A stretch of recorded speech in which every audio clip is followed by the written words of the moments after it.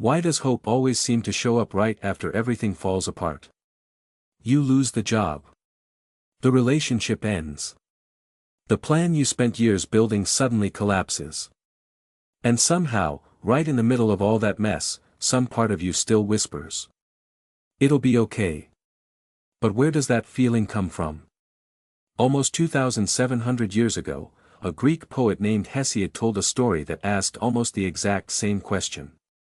And his answer was hidden inside a jar. A jar that, once opened, released almost every hardship humanity would ever know. But one thing didn't escape. Hope. This is the story of Pandora, and it may be one of the oldest stories ever told about why human life can be filled with suffering, while we somehow keep going anyway. But to understand Pandora, we have to start with someone else. Prometheus. According to Hesiod, Prometheus had already angered Zeus by deceiving him during a sacrifice. Then Zeus took something even more important away from humanity: fire. Prometheus stole it back. He hid the stolen flame inside a hollow fennel stalk and carried it down to humans. Fire meant more than warmth. It represented the ability to cook, work metal, make tools, and transform the human world. To Zeus, Prometheus hadn't simply given humanity a useful tool. He had defied the order of the gods. And Zeus wanted humanity to pay for it. So he devised something much more calculated than simply punishing Prometheus. He created a woman. Her name was Pandora. And Hesiod gives her name a revealing explanation: Pandora was all-gifted, because the gods of Olympus each contributed something to her creation. Hephaestus shaped her from earth and water. Athena taught her weaving. Aphrodite gave her grace, beauty, and desire. And Hermes gave her a deceitful nature and crafty speech. She looked like a gift. But Hesiod makes the darker purpose clear.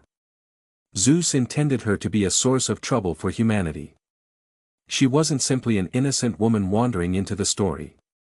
She was part of Zeus's punishment. And then Zeus sent her to Prometheus, the brother of Prometheus. Prometheus had warned Prometheus not to accept gifts from Zeus. But Prometheus accepted Pandora anyway. And once he did, the punishment was already on its way. Now, this is where the version most of us know begins to differ from Hesiod. We've all heard the story of Pandora's box. But Hesiod never actually calls it a box. He calls it a pithos, a large storage jar. The familiar Pandora's box comes from a much later Latin tradition, commonly associated with the Renaissance humanist Erasmus, who rendered the Greek pithos as the Latin pyxis, meaning a box or small container. And the name Pandora's box stuck. But there's another important detail that popular retellings often add. Hesiod never tells us that Zeus gave Pandora one simple command: never open it. That warning belongs to later versions of the story. In Hesiod's version, the mystery is different. The jar exists. Pandora eventually lifts its lid. And everything changes.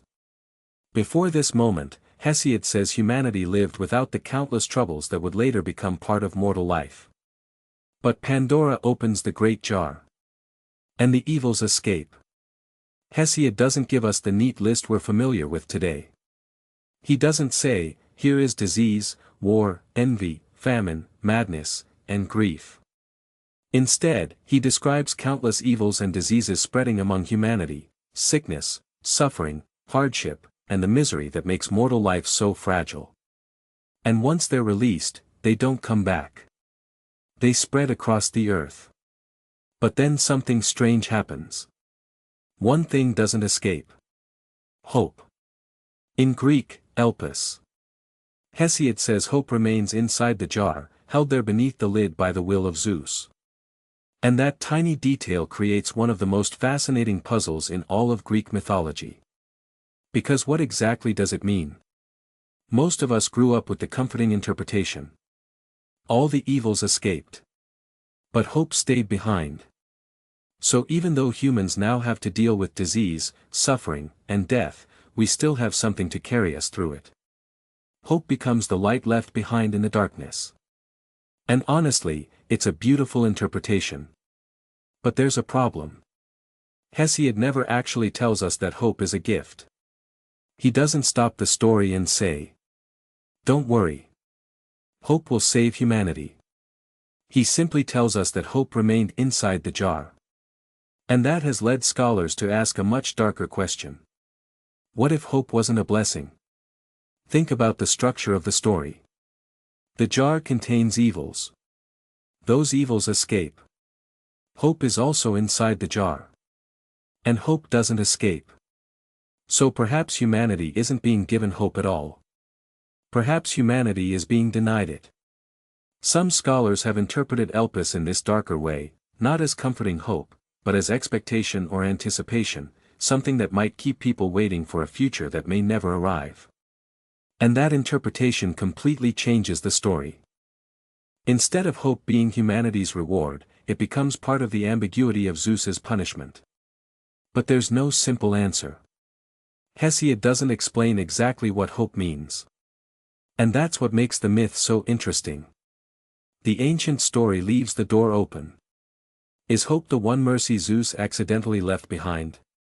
Or is it something humanity was never supposed to possess freely? We simply don't know. But here's where the story becomes surprisingly relevant to something modern psychology actually does understand. Because thousands of years after Hesiod, psychologists began studying a strange feature of the human mind. Bad experiences often affect us more strongly than good ones. It's called negativity bias. In a landmark 2001 review titled Bad is Stronger Than Good, Roy Baumeister and his colleagues examined research across areas including emotions, relationships, memory, and social behavior. Their conclusion was broadly consistent across many areas. Negative events often have a stronger psychological impact than positive events of similar magnitude. Think about your own life. Someone can give you 10 compliments. Then one person says something cruel. And somehow, you remember the cruel comment. You can have a great week. Then one terrible conversation happens. And suddenly, that's the moment your mind keeps replaying. The brain isn't simply keeping score. Negative information can command disproportionate attention. And that's one reason the structure of Pandora's story feels so strangely familiar. The evils don't require humanity to search for them. They arrive. They spread. They demand attention. Hope is different. Hope requires something from us. And that's where modern psychology gives us another fascinating connection. A psychologist named C.R. Snyder spent decades studying hope as something more precise than simply feeling positive. In Snyder's hope theory, hope involves goals and two important processes. The first is pathways thinking, seeing possible routes toward a goal. The second is agency thinking, believing you can actually pursue those routes. In other words, hope isn't simply saying, "Everything will work out." It's closer to, "I know what I'm trying to reach, I can see a way forward, and I believe I can take the next step." That distinction matters. Because optimism and hope aren't necessarily the same thing. Optimism can be the belief that the future will turn out well. Hope can involve figuring out what you can actually do to move toward a desired future. And that makes the ancient myth feel different. Maybe the deepest connection between Pandora and modern psychology isn't that Hesiod somehow discovered negativity bias or invented hope theory thousands of years early. He didn't. The ancient myth and modern psychology are talking about completely different things. But the myth gives us a powerful metaphor for something we still experience. Suffering often arrives without asking permission. You don't have to practice being disappointed. You don't have to train yourself to notice everything that went wrong. Bad news finds you. Loss finds you. Failure finds you. But hope often requires participation. You have to look for another path. You have to imagine a different future. You have to decide that the next step is still worth taking. And sometimes, that next step is incredibly small. Get out of bed. Make the phone call. Send the application. Have the conversation. Try again tomorrow. That's not a guarantee that everything will work out. And that's important. Hope isn't the promise that suffering disappears. It's the belief that suffering doesn't have to be the end of the story. And maybe that's why Pandora's myth has survived for so long. Because the story isn't really about a box. It's not even really about Pandora. It's about what it means to be human in a world where suffering is unavoidable. Hesiod imagines a world where the evils of life are released and spread everywhere. But hope remains. Not clearly explained. Not clearly defined. Just sitting there beneath the lid. Waiting. And perhaps that's the most interesting part. The Greeks never gave us a definitive answer about whether hope was humanity's blessing or another kind of burden. They left the question inside the jar. And we're still answering it for ourselves. Because when everything falls apart, hope doesn't always feel like certainty. Sometimes it sounds much smaller than that. Not. Everything is going to be fine. Just. Maybe there's still a way forward. And maybe that's enough. So what do you think? Was hope the one gift Zeus accidentally left humanity? Or was Elpis another part of the punishment, trapped inside the jar for a reason? Either way, one thing is certain.